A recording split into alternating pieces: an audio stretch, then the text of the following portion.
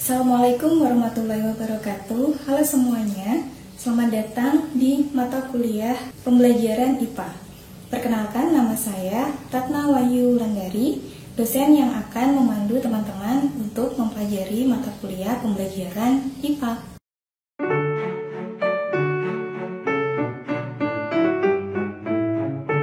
Hari ini yang akan kita bahas adalah tentang pendahuluan dari pembelajaran IPA atau pembelajaran sains.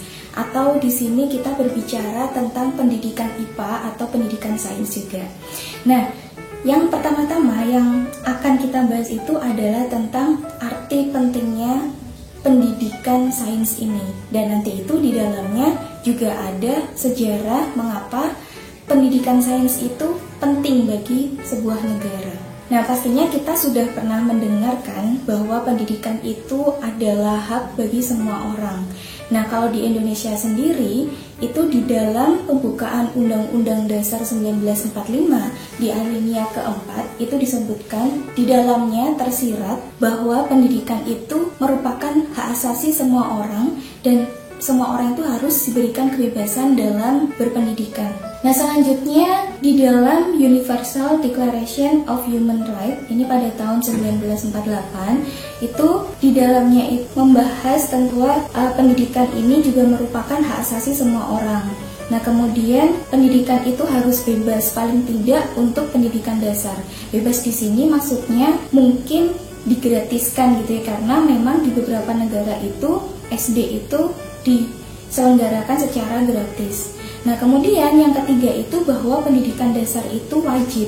Yang keempat, negara itu harus menyediakan pendidikan profesi dan juga pendidikan teknik. Dan yang terakhir, bahwa sebuah negara itu harus menyediakan pendidikan tinggi yang dapat diakses secara merata dan adil oleh semua orang. Kemudian ada lagi mandat dari MDGs atau Millennium Development Goals, dan ini merupakan formulasi dari PBB yang di dalamnya itu menyebutkan bahwa semua negara di dunia harus menyediakan pendidikan yang gratis dan sama rata minimal untuk pendidikan dasarnya. Nah, itu tadi ketiga peraturan baik di Indonesia maupun di dunia yang menyebutkan bahwa pendidikan itu adalah hak bagi semua orang.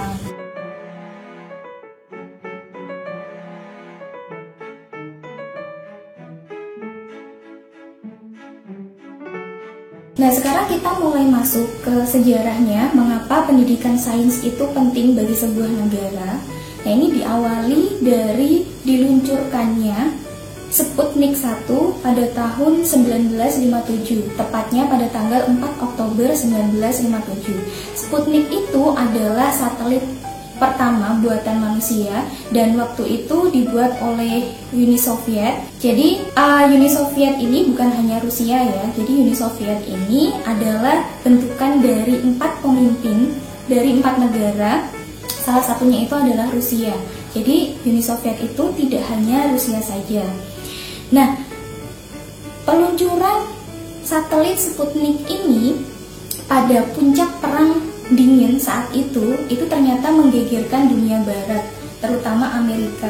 Karena Amerika beranggapan bahwa Amerika itu negara yang paling kuat di dunia ini. Dengan diluncurkannya satelit Sputnik ini, sehingga Amerika merasa gagal dalam inovasi teknologinya dan merasa dikalahkan oleh Uni Soviet. Kemudian Amerika terus berbenah diri.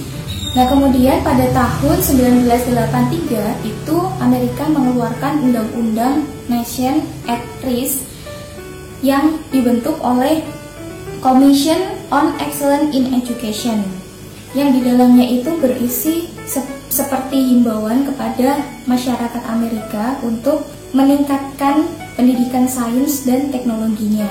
Jadi di dalamnya itu, isinya itu negara kita dalam bahaya. Keunggulan kita di bidang perdagangan, industri, sains, dan inovasi teknologi di masa lalu telah diambil alih oleh kompetitor kita di seluruh dunia. Apa yang tidak terbayangkan satu generasi yang lalu telah mulai terjadi. Lainnya sesuai atau melebihi pencapaian pendidikan kita. Nah, di situ Amerika mulai panik ya. menanggapi hal tersebut, masyarakat Amerika ternyata mulai untuk mengembangkan inovasinya dalam pendidikan sains, sehingga dapat mempercepat pertumbuhan ekonomi dan juga teknologi. Kemudian pada milenium kedua, yaitu pada tahun 2001, Amerika itu mengeluarkan undang-undang lagi yang namanya itu No Child Left Behind. Undang-undang ini itu dikeluarkan karena Amerika itu merasa khawatir seandainya suatu saat nanti itu Amerika itu kekurangan ilmuwan. Jadi dari sini, sejak Sputnik itu diluncurkan, Amerika itu sudah mulai menganggap bahwa pendidikan sains itu sangat penting bagi negaranya, bagi kemajuan suatu bangsa. Nah, ternyata semakin kesini, ini tidak hanya Amerika saja yang beranggapan demikian, tapi negara-negara lain pun juga beranggapan bahwa pendidikan sains itu memang dapat dijadikan sebagai ujung tombak perkembangan suatu bangsa. Nah, kemudian apa saja yang dilakukan Amerika untuk mengembangkan pendidikan sainsnya? Yang pertama adalah pengembangan kurikulum, kemudian strategi pembelajaran student center yang memungkinkan siswa belajar melalui pertanyaan, tindakan sains, dan keterampilan analisis ketika melakukan tindakan ilmiah. Nah, kemudian misi dari Undang-Undang No Child Left Behind itu adalah mewujudkan akses pendidikan yang terbuka lebar bagi seluruh anak usia sekolah di Amerika Serikat, serta meningkatkan mutu pendidikan sains sebagai ujung tombak kemajuan suatu bangsa. Nah, itu tadi adalah sejarah mengapa pendidikan sains itu penting bagi suatu negara.